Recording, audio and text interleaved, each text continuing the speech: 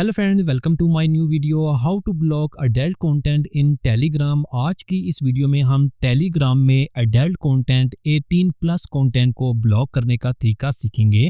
अगर आप Telegram use करते हैं और वहां पर आपको कभी कभी अडल्ट कंटेंट 18 प्लस कंटेंट या सेंसिटिव कंटेंट कह लें वो आपको नज़र आता है, तो आज देखेंगे कि हम किस तरह से इस तरह के कंटेंट को टेलीग्राम में ब्लॉक कर सकते हैं। आपने टेलीग्राम ऐप ओपन करनी है। इसके बाद आपने यहाँ पर इन 3 लाइंस पर जाना है और यहाँ से आपने टेलीग्राम की सेटिंग ओपन करनी है।